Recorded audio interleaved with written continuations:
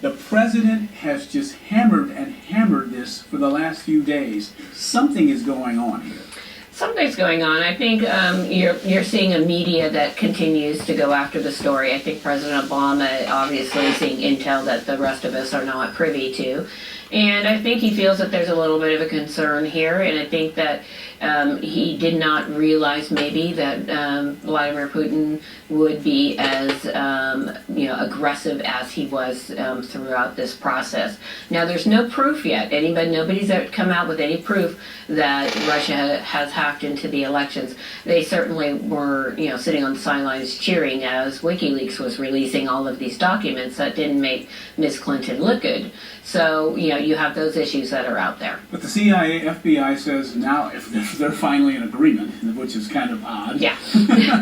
They say that definitely there was something that happened. And the president came out and he said that concessions would be taken against Russia. Now, obviously, we're not going to be shooting any warheads. He doesn't want to do any cyber attacks. So what would be the most common thing? Well, I think that the rhetoric that we're seeing here could possibly have to do with Edward Snowden. Now, we know that he is sitting in Russia, and he also worked with the NSA and the CIA, and he worked with the intel community, got away with a lot of this. So this could be a way for the president to use what last bit of leverage he has before he leaves office next month and say, look, Russia, knock it off. We're going to either go after the bank accounts that are overseas that we know that you and your cronies have. We can freeze those accounts. That's one method he could go after. Or he could say, look, give us Snowden. We want Snowden back. And all will be well. And so that could be a story behind the story that a lot of members of the media are not talking about. But I mean, let's be really serious here. The United States goes in and hacks other countries.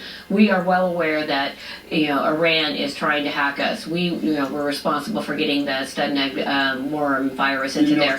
And North Korea, all of a sudden the lights went out in North Korea. I mean, so countries are doing this, and so it's easy for everybody to say that Russia is hacking, because of course they are, but so are a lot of other countries. And in the end, the election was decided as a very contentious election, and the bottom line is you have to ask if President Putin actually asked or advised Ms. Clinton to think that email server, that private server she had, was a good idea, which of course I'm assuming she didn't go to him and discuss. So, Kimberly DeBoer, did this in any way change the outcome of the election? I really don't think so. I don't think it really helped Miss Clinton by any stretch, but she lost in states she should have lost, and she didn't go to Michigan, she didn't go to Wisconsin, so she kind of took those states for granted. And again, we're an electoral college in this country, so it's really a numbers game and where you go and campaign, and she kind of did a lot more fundraising, and so I mean, to say that it didn't help at all, of course it helped Trump to some point, but it wasn't the entire reason she lost. Does this give Trump any sort of oomph for the first 100 days in office? Yeah. Well, I don't. That remains to be seen. That remains to be seen. Well, we'll have to let that go, and war words is one thing, but when you're in office, it's quite another. Our contributor, Kimberly DeBoer, thank you. Thank you. Good information today. Thank you. Appreciate it.